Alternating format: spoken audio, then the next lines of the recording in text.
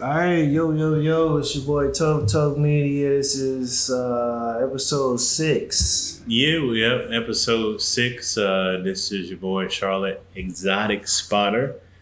And we're going to get into something extremely important about photography. And that is drum roll. Yeah, it's the exposure triangle. Exposure triangle. Yeah. Yeah, the thing I see a lot of beginning photographers struggling with is over or under exposing their photos and not knowing how to properly expose their photos for whatever setting that they're shooting in. So we just kind of want to help you to understand what it is and really how to get the leg up on it. Let's hop into it, man. So the exposure triangle is pretty much, it consists of aperture, shutter, and ISO. Mm-hmm. Pretty much they all work hand in hand. Mm-hmm. In my opinion, ISO is pretty much, I actually put it as one of my tips and tricks on my on my story page, but on Instagram, ISO is pretty much like the key component to all of it, because if your ISO isn't set correctly, all the other stuff really. As far as like your image quality, ISO pretty much controls the grain, because ISO is basically your simulated light. So what I mean by that is it simulates or it brightens your photo automatically by a certain amount. It's the digital. Yeah. It's a digital light. Yeah. So pretty much. If you have too much simulated light, pretty much you're gonna have, that's where you get your grain and stuff from. Your fuzz or noise. Yeah, noise. Yeah, it's the noise. It's I would say the best way to put it is like an old TV, like an older TV. Yeah. That fuzz that you see in the picture, that's noise. You don't want that in your photos. Yeah, and so pretty much on the other side of the triangle, you have your aperture. Mm-hmm. Your aperture is going to pretty much, think of your aperture as like your eye. So think of the best way to explain it is, so you have your eye, right? When you're in low light, your pupil of your eye is much larger. When you're in the bright sunlight, your pupil is much smaller. So that's pretty much how your aperture pretty much works. It's like your pupil. The larger it is, which is your lower number, f-stop, it'll bring in a lot more light. The higher your f-stop, is pretty much the smaller your aperture is going to be. So you're not going to have that much light. This affects also your blur, your aperture. So like if you have like your aperture wide open, you're going to have a lot of like blur in your background, and sometimes also your subject, depending on how large you have your aperture. Whenever you have like a smaller aperture, you'll have a lot more things in focus. It's really depending on your shooting style, what it is that you're shooting. You kind of have to play with your aperture to get like that balance of blur and subject crispiness. So let's also put this into perspective for him. So when he's talking about the blur, the photography term is depth to field. Yeah. So, and also too, with the aperture, you have to take into account as well. Every lens doesn't have the same aperture. So aperture for majority of lenses that you get, especially beginner lenses, is somewhere around about f3.5, f3.8, and then it goes up to a larger number. So most lenses that you get directly camera out of the box is f3.5 to f5.6. It's like the golden range of apertures.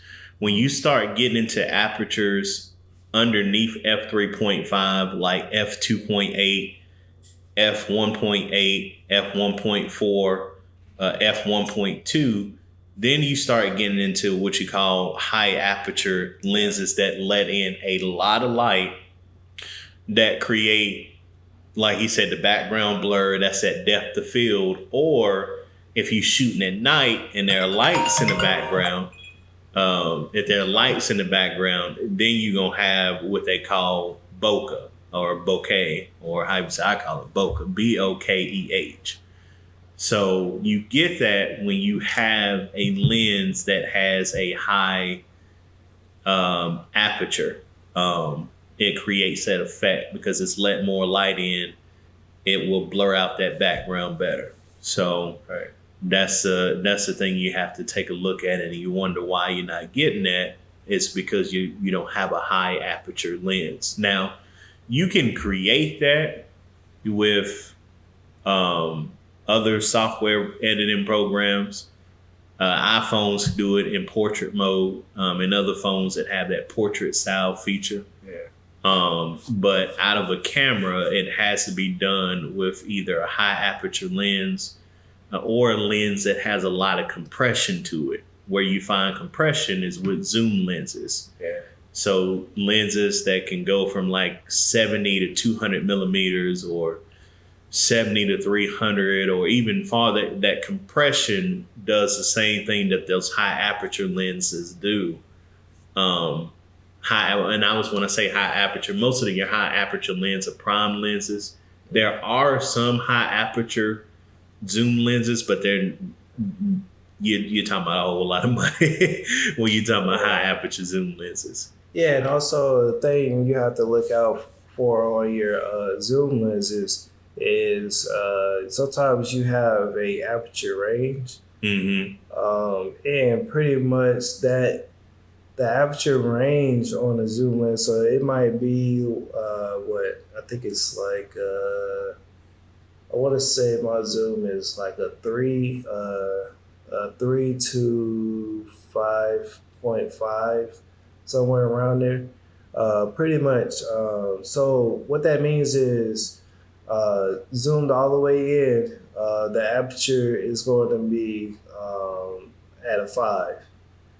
Zoomed all the way out, is going to be at a 3, and it will change like in between, like zooming in and out. Yeah, you'll see it on your camera if your camera has a display. Some have some zoom lenses have a fixed aperture, but most of the time it's going to be a variable range. Yeah. So on the other side of the triangle, the third side will be shutter. Shutter is pretty much it depends on shutter. It goes off of, it's two things with shutter. The main thing is really like motion. So you want to have like a high shutter. If something is moving, you want to freeze it in motion. So you're looking at probably like a 1/500 or better.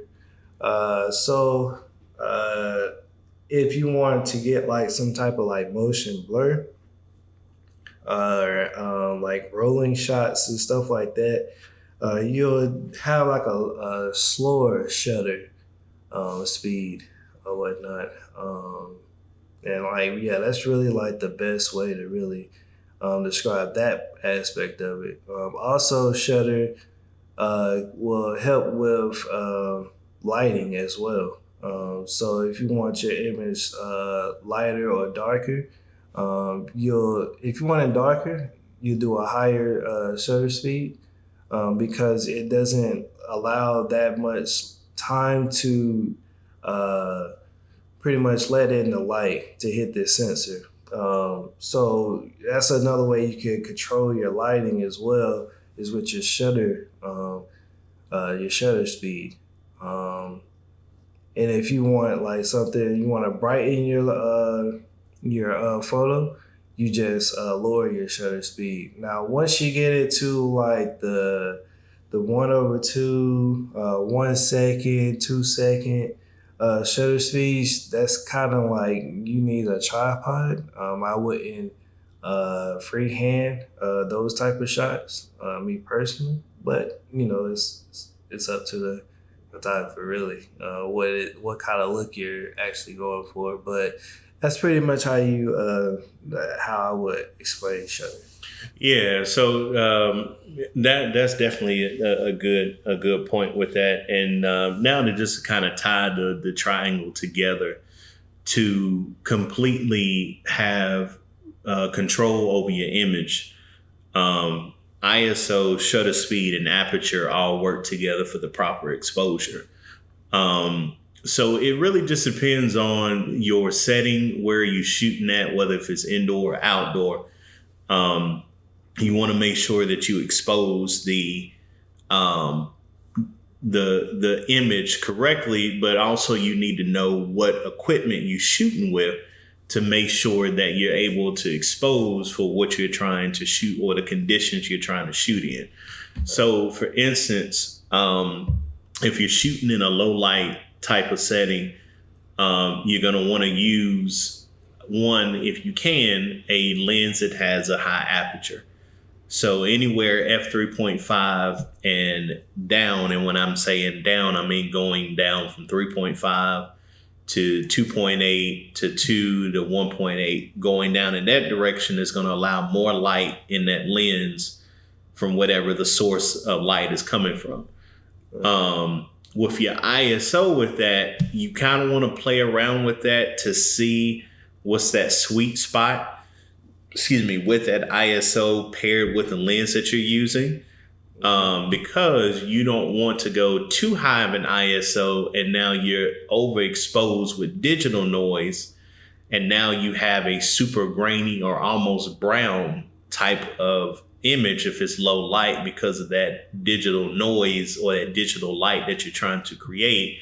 The camera is going to overcompensate for that. So knowing your camera and knowing what its native ISO range is also going to be a big deal with pairing that lens. And then lastly, to make sure your exposure is right for the shot, you want to make sure that your shutter speed is set correctly for the conditions that you're shooting in. So if it's low light, if your aperture, depending on what your aperture is and depending on what your ISO is, you may be able to get away with a faster shutter speed, or you may need a lower shutter speed to let in more light, again, depending on what type of lens that you're shooting with.